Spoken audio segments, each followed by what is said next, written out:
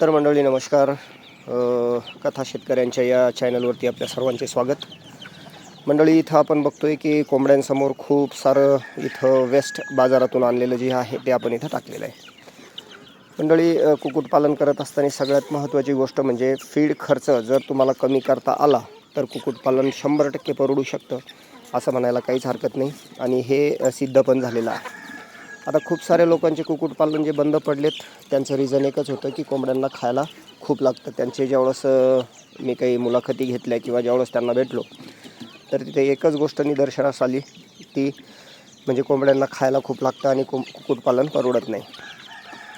मंडळी, आपण कुक्कुटपालनात काम करत असताना प्रामुख्याने त्याच्या फीड खर्चावरती आपण कुठेतरी आळा घातला पाहिजे, जेणेकरून त्याचे आपण वेगवेगळे मार्ग शोधले पाहिजे. जसं आता आमच्याकडे आझोला आहे, हायड्रोपॉनिक आहे आणि ही बाजारातली वेस्ट आहे. शेतीमध्ये आपण नेपियरचे पण काही व्हिडिओ तुम्हाला टाकलेले आहेत, जे नेपियर आपण कोंबड्यांना खाऊ घालतो.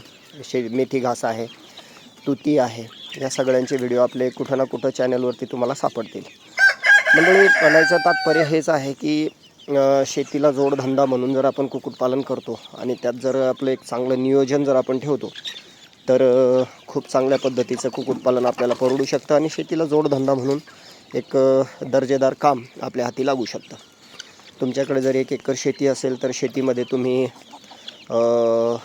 शेवग्याची लागवड करा आणि शेड जर तुमचं शेतामध्ये असेल तर मग खूपच उत्तम. असं एक नियोजनवरती काम करून जर आपण कुक्कुटपालन केलं तर खूप चांगल्या पद्धतीचं, हे बघा इकडे हे खाऊन बसलेले आहेत, असं एक चांगल्या पद्धतीचं तुम्हाला प्रॉफिट जो फायदा आहे या धंद्यातून मिळू शकतो. आणि बाजाराच्या वेस्टवरती तुम्ही चांगल्या पद्धतीने कुक्कुटपालन करू शकता, यात काही एक तीळ मात्र हरकत नाही आहे. आणि हे आम्ही सुरू केलं होतं आपल्या अंगणातूनच. आता सुरुवातीला एक 10-20 कोंबड्या होत्या आणि हे आपलं इथं घरासमोरच अंगण असल्याकारणे आपण सुरुवात इथूनच आग्री केलेली. इकडून ही 2 इंची नेट मारलेली आहे, जाळी कंपाऊंड अँगल लावून फिट केलेलं आहे. कारण तुमचं शेड थोडं साधं असेल तर चालेल, पण सेफ्टीसाठी ते आजूबाजूला जे काही तुमचं कंपाऊंडवाल असेल ना ते खूप चांगलं असलं पाहिजे. आणि त्याच्यावरती पण आपण चॅनलवरती व्हिडिओ बनवलेला आहे, तो बघा.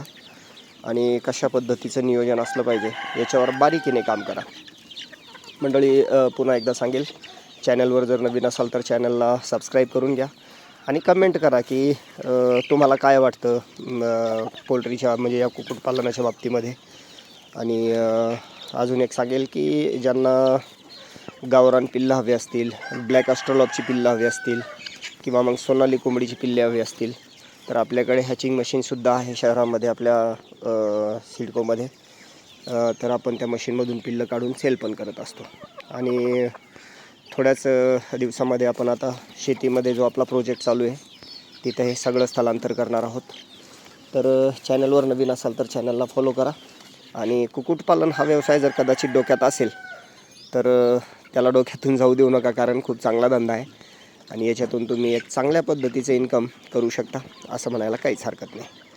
धन्यवाद मंडळी.